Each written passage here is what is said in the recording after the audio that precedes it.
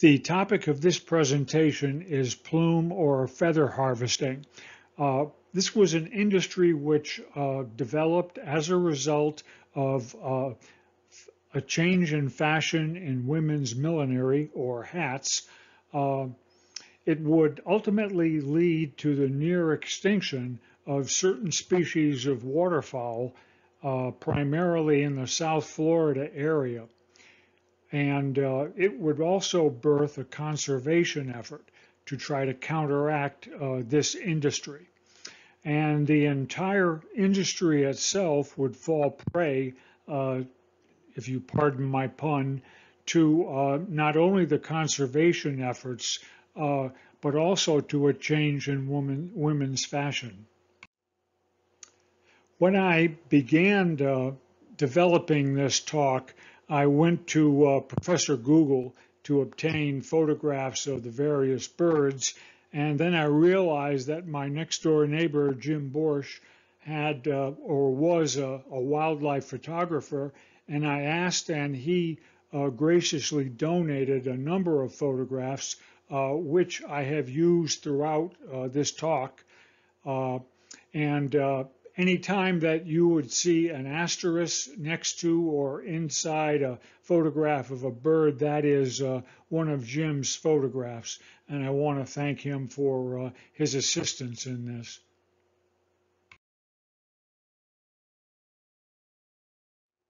It is believed that Marie Antoinette initiated or popularized the use of feathers in her millinery.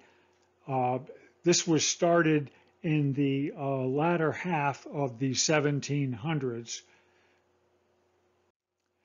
Marie was well known for her extravagances and kind of erratic behavior, and she, along with her husband, would lose their heads during the first part of the French Revolution. However, the use of feathers in millinery was more widespread during the Victorian age, and that is in the middle of the 1800s to the end of the 1800s, up until about the time of the First World War. It was starting to wane, but it would last a little bit longer than the war.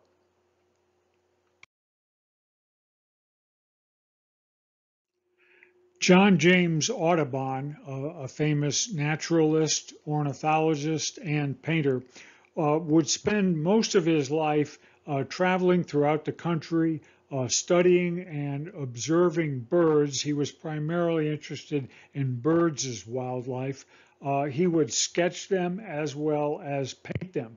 Now, it's important to note from a marital point of view that he spent a lot of time on the road, not making a heck of a lot of money, and his wife and children were left back to fend for themselves.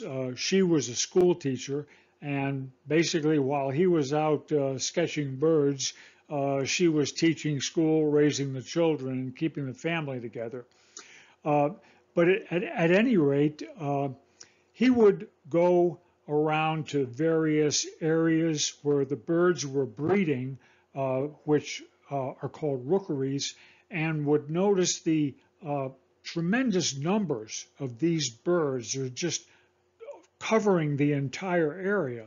And he came to the conclusion, and I'm quoting him here, that no encroachment, hunting, or other act could extinguish a single species. He believed that they were just too numerous for this to occur.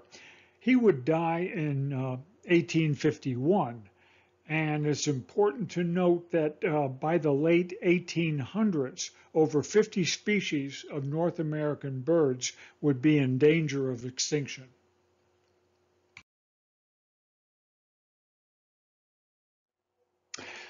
Audubon would develop portfolios, which were collections of his sketches as well as paintings of the various birds of North America. And in 1826, he was invited to go over to England. He was well received. He was able to show off his work, and it was accepted with great acclaim. and sparked an interest in the various birds in North America that were not found on the Old World continent. Give you an idea of just two of his paintings. This is one of the flamingo and of the roseate spoonbill. This collection or portfolio was called The Birds of America, and it was just one of the accomplishments in which he was to earn any substantial amount of money.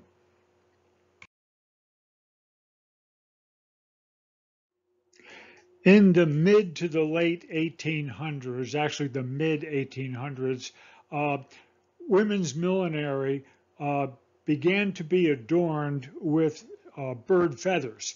This is an example of a very early style using egret feathers. It was called from the French aigrette. And the feathers that were initially used were what were called the mating plumage, or the mating feathers, which you see displayed on this egret.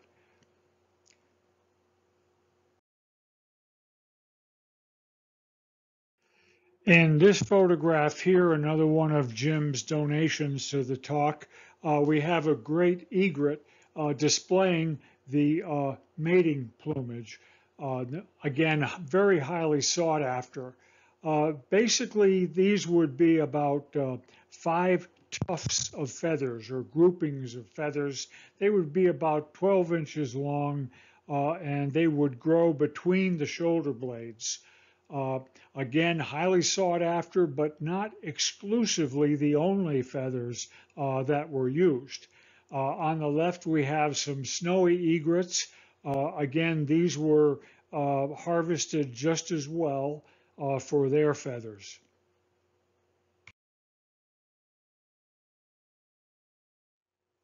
The Victorian age millinery fashion would primarily consist of wide brim hats that were adorned with exotic feathers or plumes, along with ribbon and silk flowers. Now, later on, as taxidermy as an art or science improved, parts or even whole birds would be added to women's hats.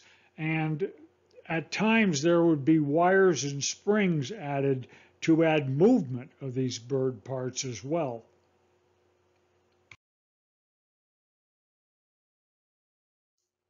Here we have examples of a variety of Victorian millinery styles, some with just feathers or plumes along with ribbons and flowers, others having entire birds mounted on them, as we see in these three here. And then in the center, we have an entire bird of paradise, the entire bird of paradise mounted. And this is on a black horsehair matrix mounted on a wire frame with lace.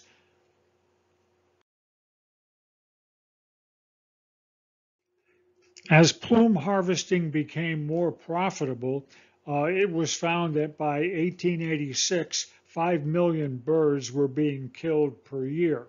Now, of these, it was stated that about 95% of these were birds from Florida, and the vast majority of these birds, but not exclusively, were waterfowl. Now, all species were being affected by this, but it was the egret populations that were almost driven to extinction very quickly. We have here a painting by John Audubon of the great egret, displaying what are called the nuptial plumes or mating feathers. And here another photograph by from Jim showing the snowy egret, another contributor to women's fashion.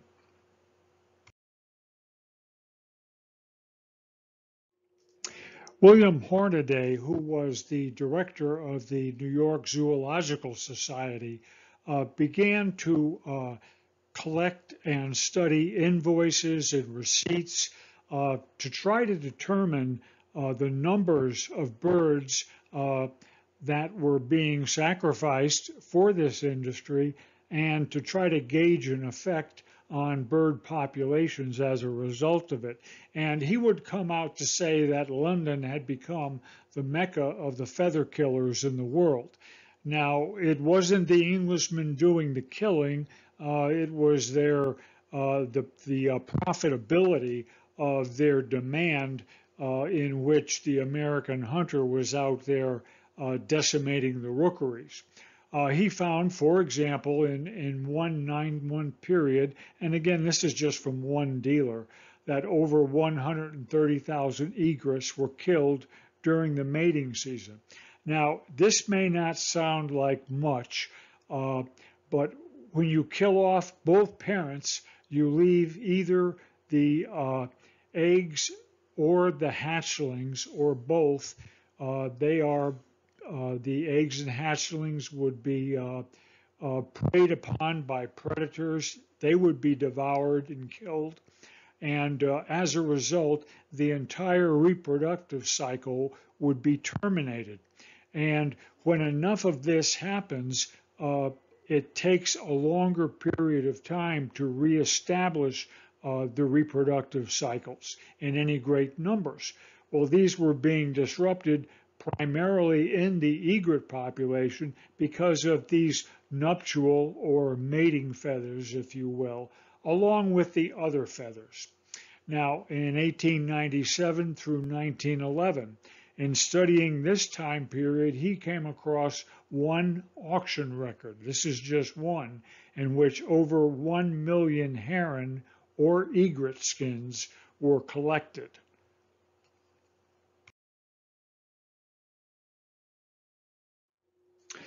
I'm going to do the math for you on this one, but this is a result of Hornaday finding in 1902 one London auction sold 1,608 30-ounce packages of heron feathers.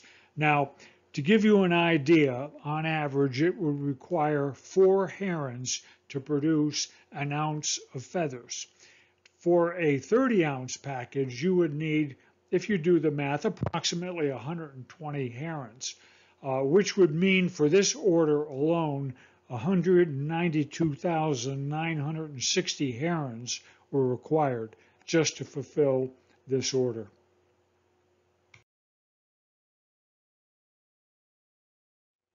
And speaking of herons, we have 2 photographs that Jim donated. One of the great blue heron,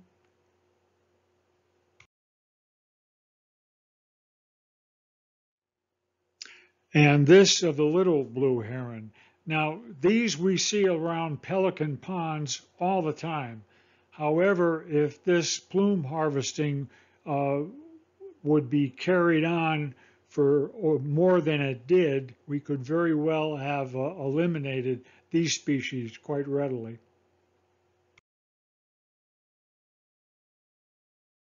It seems that displaying feathers probably started off as a status symbol or a fashion statement. And of course, as time went on, perhaps the more extensive it became, or the more outrageous, depending on how you look at it, your greater your own status symbol would become. And it wasn't just feathers. Again, as I stated, as taxidermy procedures improved, this would evolve to adorning hats not only with wings and other bird parts, but entire birds themselves. And in 1875, Harper's Bazaar was quoted as saying, the entire bird is used and is mounted on wires and springs that permit the head and wings to be moved about in the most natural manner. I think that would be something to see. And not to be outdone, hummingbirds were also used in millinery. They were primarily used as accessories along with jewelry, and they again began to be hunted in large numbers.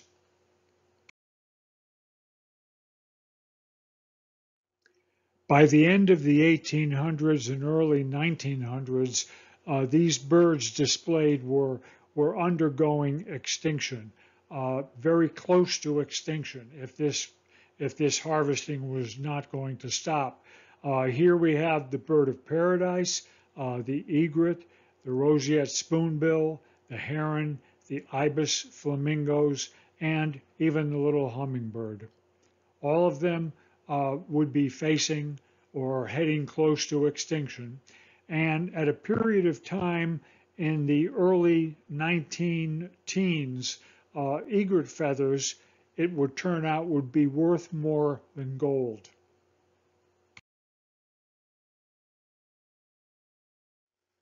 Poachers would shoot the birds while they were feeding in their rookeries, and at this time there was large numbers of birds in the rookeries. Now this is a photograph Jim donated, and again there are not very many birds here. This would not be typical of what the poachers would be seeing back then. You would probably have so many birds that you wouldn't see much of the grass in the surrounding areas.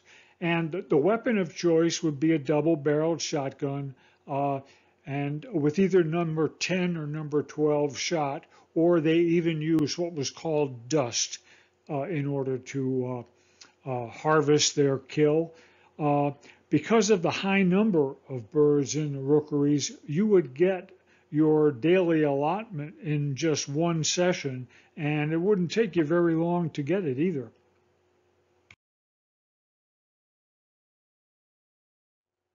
In some instances, the carcasses would be left behind and dumped back in the water.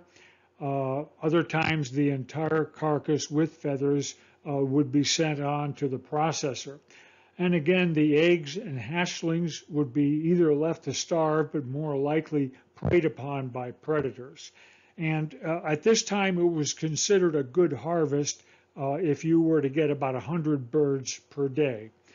I apologize for this photograph here. It's a very poor quality, but I wanted to show you this was federal and state agents had captured these carcasses from an individual poacher.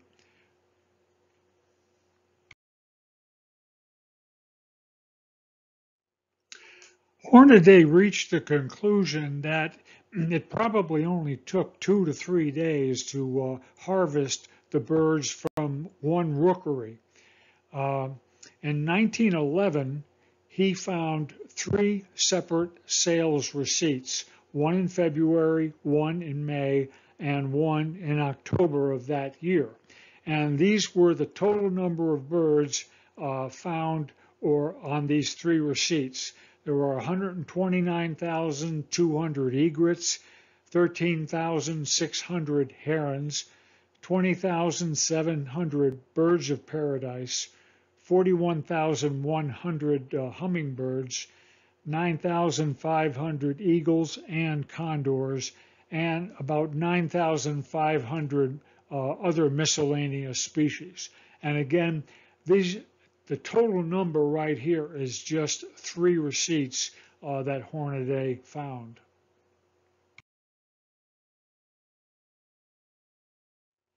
I won't belabor you too much more with numbers, but in 1892, this is jumping back in time, Hornaday found a single order by a London dealer for 6,000 birds of paradise and 40,000 hummingbirds in just that one order. Now he would conclude, and this was in an article that he wrote for a wildlife magazine, the full extent of England's annual consumption of the plumage of wild birds slaughtered, especially for the trade, has never been determined. I doubt whether it is possible to ascertain it.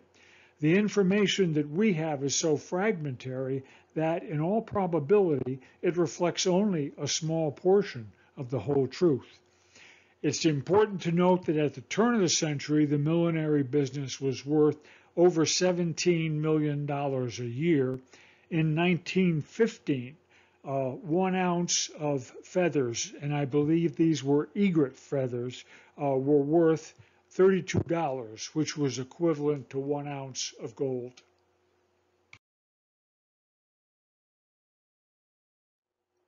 Well, what would cause the decline, or what caused the decline in plume harvesting? First off, it was the ornithologists. These were the ones going out in the field. They actually realized the depletion of bird populations in the Everglades and surrounding areas. And at this time, it was no one else. Secondly, there were women activists and conservationists. Now, women, it's important to note, still lacked the right to vote at this time, and they were considered, believe it or not, second-class citizens. However, starting just prior to the American Civil War, they were extremely vocal as abolitionists trying to rid the country of slavery. They played a major role in tending to Civil War wounded and dying troops, not only during the war, but after the war in rehabilitation. They also became involved in temperance movements after the war. And during this period of time, they were becoming more vocal and more politically active. And women activists would play a major role. Despite the fact that it was the women's fashion, there were women that were standing up against this industry. Ultimately, laws that were advocated by activists as well as law enforcement people would come into play. Newspaper and media coverage played a major role, as we will see very shortly. And the last factor, perhaps just as important as any other, is what I call boo-boo-be-doop. And we'll be talking about that in a couple minutes as well.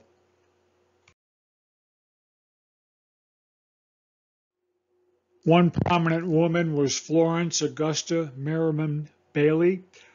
She started off in publishing field guides using photographs of birds to expose people to the various species of birds to give them a background in field ornithology. And she was trying to get people to go out into field, observe birds, to become, for example, birders, if you will, or get involved in birding. And her aim was to educate people about birds so that they would have a greater appreciation. And again, she promoted bird watching, not the corpse examinations. That prior to this was probably the only studies that were going on. When she attended Smith College, she would start the Smith College Audubon Society in 1886. And this was in reaction to some of her fellow students who were coming to class with birds adorning their hats. She would go on later to help establish the Audubon Society for the District of Columbia in 1897. And in 1929, she would become the first woman fellow of the American Ornithologist Union. And this was an extremely high honor given to her, being the only woman at this time to receive this award.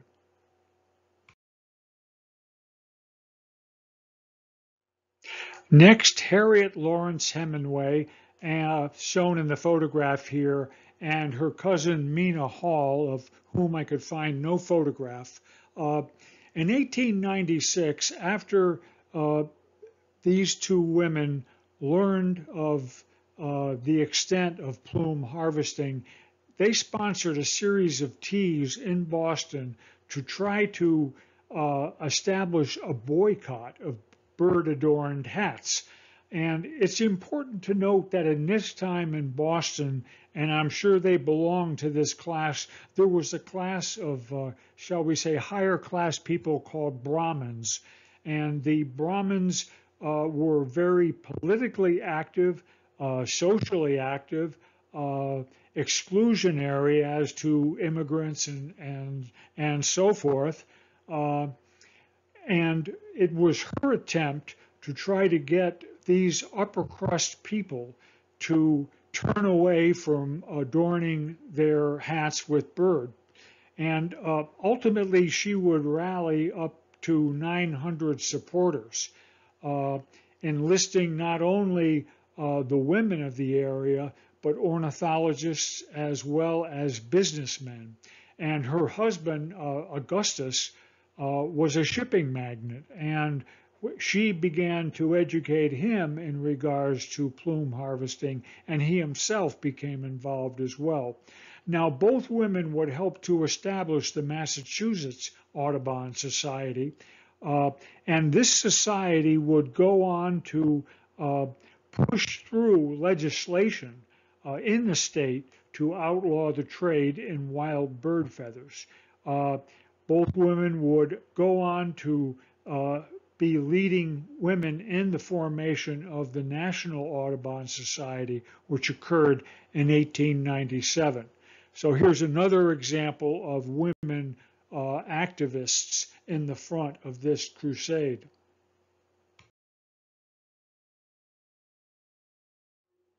Through the efforts of these activists, a series of laws were passed. In 1900, the Lacey Act went into effect. This prohibited the interstate shipment of animals in violation of other state laws. That is to say, if one state had a law against shipping animals through that state, you could not transport it through that state going to another state. You'd have to go around. The Weeks-McLeod Act, or McLean Act, I'm sorry, in 1913 was actually overseen by the 1918 Migratory Bird Treaty, which was a much more effective law. The 1918 law made it unlawful without a waiver to pursue, hunt, take, capture, kill, or sell birds listed therein as migratory birds. What this meant was there was a list of birds, and at this time there were over 800 species of birds on this list which you could not hunt, capture, kill, or sell. It went on to say that the statute does not discriminate between live or dead birds, and it would grant full protection to any bird parts, as well as eggs and nests and so forth. So it was a much more strict piece of legislation that was ultimately established in 1918.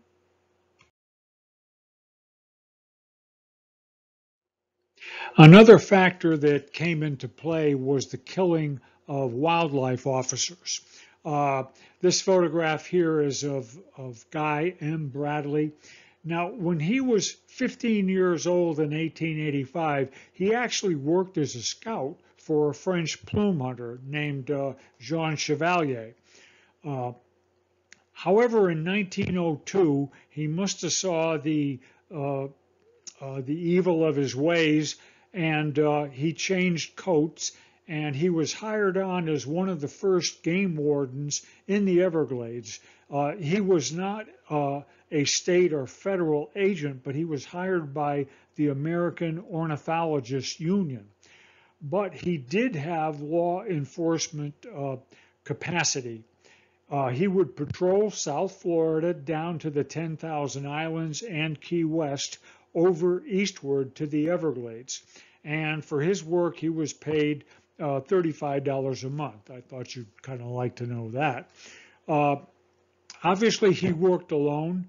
He was often shot at, as you can imagine. Hunters would study his route. They would get to know his route. and wherever he was, they were in another area far enough away, hunting away, that he could not get there in time to apprehend them. So this game of cat and mouse kind of went around for a while.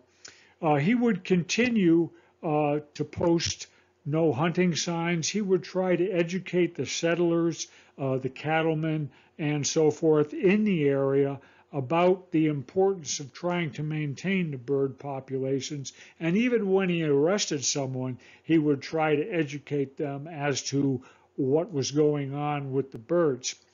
On July 8th of 1905, he was shot and killed. It was a father and two sons were hunting birds. He was shot by the father and left to bleed to death.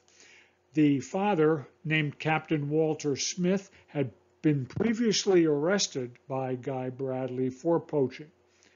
And Bradley's body wasn't recovered until the next day by his brother.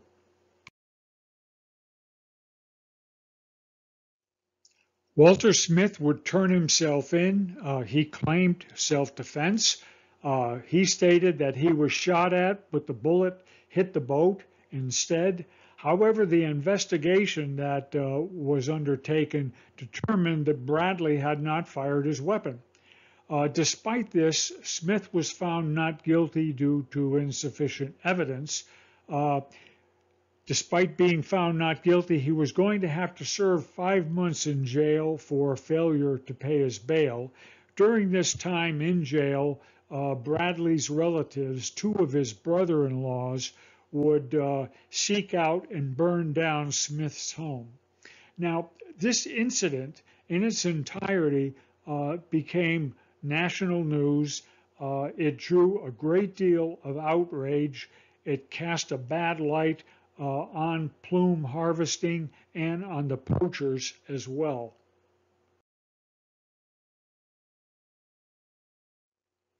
To give you an idea of the journalism of the time, this was an obituary, public obituary, written by William Dutcher regarding Guy Bradley. He described him as being fearless and brave, a faithful and devoted warden, who was a young and sturdy man, cut off in a moment for what? That a few more plum birds might be secured to adorn heartless women's bonnets? Heretofore, the price has been the life of the birds. Now is added human blood. Every great movement must have its martyrs, and Guy M. Bradley is the first martyr in bird protection. Every movement needs a martyr, and of course, Guy Bradley, as this obituary claims, became the martyr. Now, he would be buried at Cape Sable, overlooking Florida Bay, one of the places that he admired most. A memorial was placed next to his grave there by the Florida Audubon Society.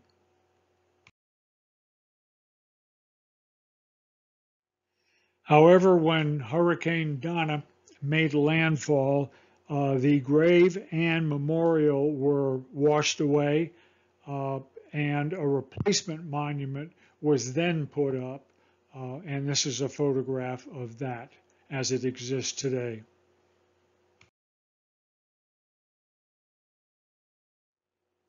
Bradley's slot or patrol area was unfilled, and as you would expect, the plume hunters then would return, continuing their hunting unabated. Another individual to mention is Marguerite Stoneman Douglas. She would base the hero in her short story Plumes on Guy Bradley. Marjorie Stoneman Douglas was also a very active advocate for Everglades restoration as well as wildlife conservation. However, today we perhaps recognize the name more for a more modern tragedy that occurred several years ago.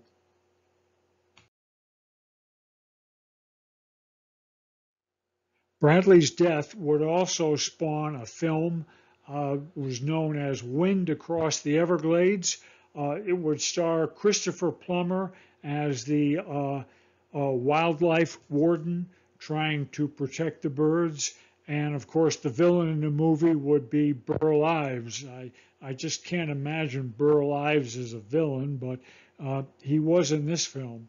And there was also a children's or young adults book, The Adventures of Charlie Pierce. One of these adventures was based on Bradley as well.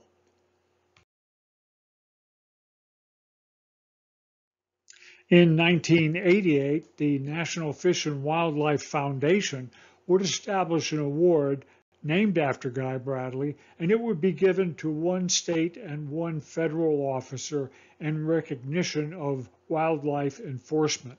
And these photographs here show just a handful of the number of officers that would receive this recognition.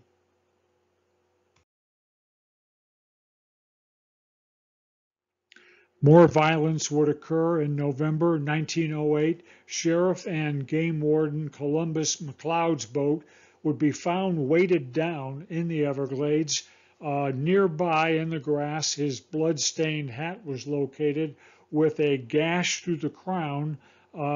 Investigators believe that perhaps an axe was used in the murder. No suspects were ever developed. Later that same month, Presley Reeves, who was an employee of the South Carolina Audubon Society, not a law enforcement agent, was shot and killed. And again, no suspects were found. Now, with these murders, as well as with Bradley and everything else, the public outcry against plume harvesting was starting to reach a more national range.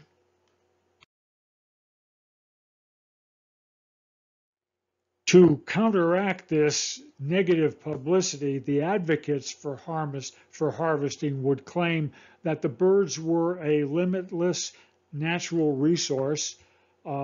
Secondly, that the hunting practices were humane, that there was no suffering done by the birds. And thirdly, I like this one the best, wearing feathers would increase the awareness and knowledge of birds. I guess that perhaps could be true, and it would bring city dwellers closer to nature. Okay, this is a lithograph, a Currier and Ives lithograph titled Shooting on the Beach. And I want you to remember this lithograph. We're going to be talking about it in just a second.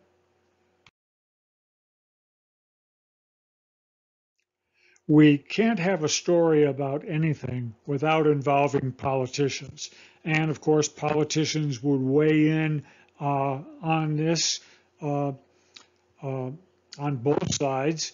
There were some politicians, rightfully so, that feared that the successes of the boycott and these campaigns would result in the loss of jobs and an entire industry.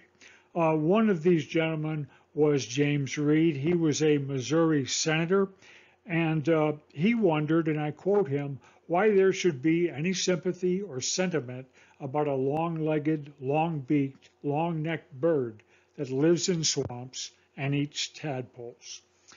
I can remember back when I was in college, my senior year, second semester, I took the first course in ecology that was offered at our college. And I can remember this was kind of important because if you remember back then, in that April of 1970, and I'm aging myself, in that April of 1970, that was the first Earth Day in the United States. And I can remember our professor, Professor Gilmore, a very young gentleman who would take us out in the New Hampshire wilderness, collecting specimens and doing this and that. And after coming back to the lab, we would treat him by going to Pops, a restaurant and bar in Pinardville, New Hampshire, and we would all sit down and discuss ecology over beer and pickled eggs. Now, if the college ever found out about this, I'm sure he would be reprimanded, but we did have some very interesting discussions that instilled upon us an appreciation of our role in the environment.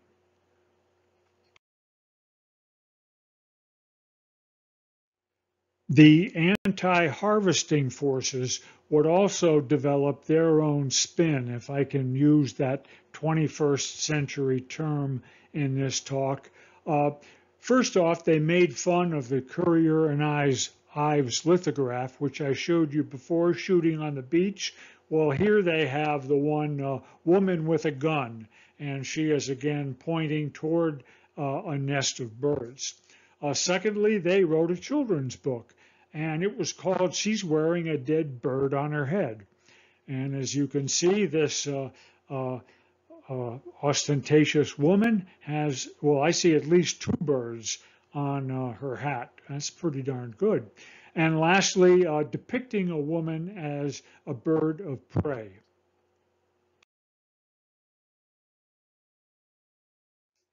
In my opinion, the greatest statement I found about this whole situation was that written by George Bernard Shaw. He was an Irish playwright, and in 1926, as you will see as I read this to you, he received the Nobel Prize for Literature. I think it would be best if you just close your eyes and let me read this to you. But he would write this attending the opera on July 3rd in 1905. And I quote him, "At 9 o'clock, the opera began at 8. A lady came in and sat down very conspicuously in my line of sight. I wish she had come later and gone earlier. For this lady, who had very black hair, had stuck over her right ear the pitiable corpse of a large white bird, which looked exactly as if someone had killed it by stamping on its breast, and then nailed it to the lady's temple."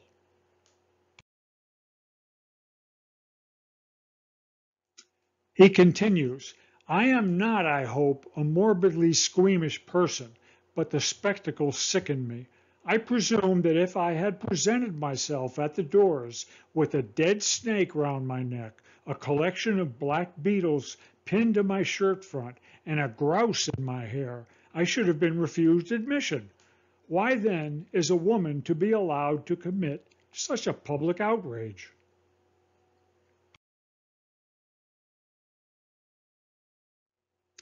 God bless the Irish. The Victorian age would end in January 1901 with the death of Queen Victoria I. And by this time, and even starting just a little bit before, women's roles in society and in politics and their lifestyles had been changing, as were their fashions.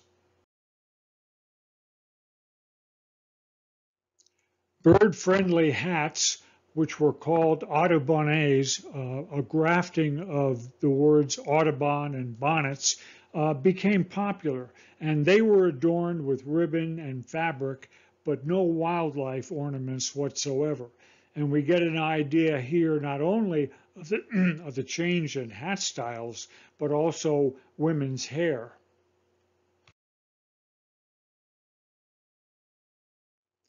The hairstyles changed from the long hair to accommodate the Victorian era hats to the short, what became known as bob cuts. And these would be adorned with the cloche hat or the slouch hats. And it was this which ultimately led to the demise of the plume harvesting industry.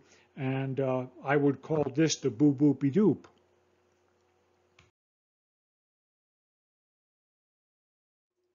In the end, it took a combination not only of people and factors, but also changes in the course of women's fashions to end this wanton destruction of millions upon millions of birds.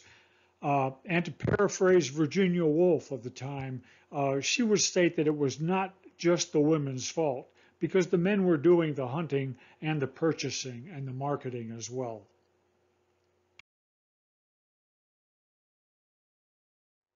And this concludes the talk on plume harvesting. I hope you found it informative and interesting. I thank you very much.